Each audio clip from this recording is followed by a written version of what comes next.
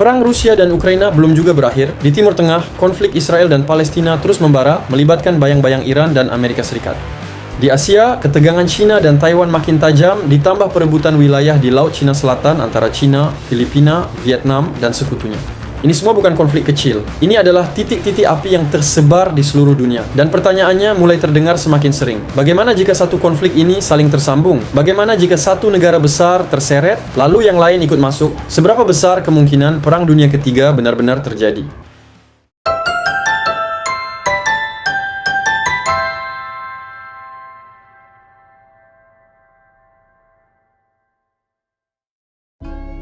Perang Dunia Ketiga tidak akan diawali oleh pengumuman resmi. Ia dimulai dari reaksi berantai. Satu serangan dibalas, satu sekutu dipanggil. Dan dalam waktu singkat, konflik regional berubah menjadi perang global. Namun perang kali ini tidak akan seperti perang dunia sebelumnya. Tidak ada garis depan yang jelas. Yang ada adalah perang teknologi.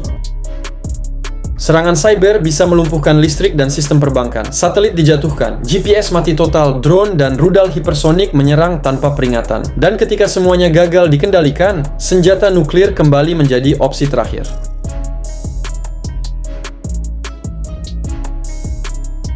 Yang pertama runtuh adalah manusia. Bukan hanya tentara, tapi warga sipil, kota-kota hancur, rumah sakit kewalahan, obat-obatan langka. Banyak orang mati bukan karena ledakan, tapi karena tidak tertolong. Yang kedua adalah ekonomi global. Pasar keuangan bisa jatuh dalam hitungan jam, harga pangan dan energi melonjak tajam. Pabrik berhenti produksi, PHK massal terjadi di mana-mana. Bahkan negara yang tidak ikut perang tetap ikut merasakan dampaknya. Dalam kondisi ini, uang tidak lagi soal gaya hidup, tapi soal bertahan hidup.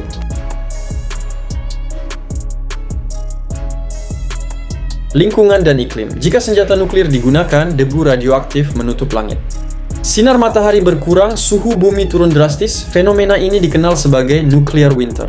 Tanaman gagal panen, hewan mati massal, kelaparan terjadi di berbagai belahan dunia. Psikologis dan sosial. Generasi yang tumbuh di tengah perang membawa trauma seumur hidup, rasa curiga meningkat, hoaks dan propaganda merajalela, manusia mulai kehilangan kepercayaan satu sama lain.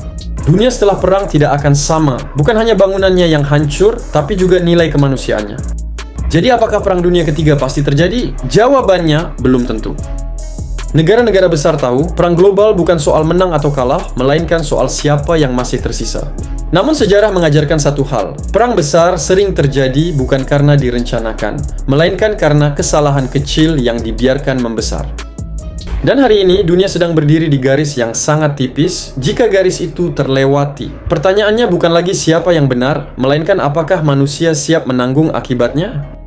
Dan yang sering luput dari perhatian, dampak perang tidak berhenti saat senjata terdiam. Perang modern meninggalkan luka jangka panjang, tanah tercemar bahan kimia dan radiasi. Air bersih berubah menjadi sumber penyakit. Butuh puluhan bahkan ratusan tahun untuk memulihkan satu wilayah yang hancur. Anak-anak yang lahir setelah perang tidak mewarisi kemenangan, mereka mewarisi trauma, kelaparan, dan dunia yang rusak. Teknologi yang seharusnya memudahkan hidup justru berubah menjadi alat kehancuran. Ilmu pengetahuan tidak lagi bertanya bagaimana menyelamatkan manusia, tapi bagaimana mengalahkan manusia lain lebih cepat. Dan ketika perang berakhir, tidak ada perayaan besar, yang ada hanya kelelahan, kesedihan. Dan pertanyaan yang datang terlambat, apakah semua ini sepadan? Sejarah selalu mencatat satu hal yang sama. Setiap perang besar dimulai dengan keyakinan bahwa konflik bisa dikendalikan. Dan setiap perang besar berakhir dengan kesadaran bahwa manusia terlalu percaya diri.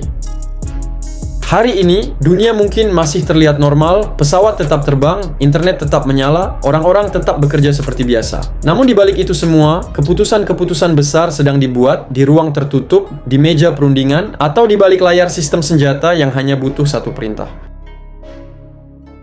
Mungkin itulah alasan mengapa dunia selalu membahas dampak peperangan. Bukan karena manusia suka melihat kehancuran, melainkan karena itu satu-satunya bagian perang yang tidak bisa disembunyikan. Alasan perang bisa berubah-ubah. Pihak yang benar dan salah bisa diperdebatkan. Namun penderitaan selalu datang tanpa perlu argumen. Pada akhirnya, perang tidak pernah benar-benar dimenangkan. Yang ada hanyalah orang-orang yang selamat dan dunia yang harus belajar hidup dengan luka. Mungkin selama manusia masih perlu mengingat dampak peperangan, itu berarti kita masih berharap satu hal, bahwa suatu hari nanti perang tidak lagi menjadi pilihan, melainkan peringatan. Bagaimana menurutmu? Coba tuliskan pendapatmu di kolom komentar. See you!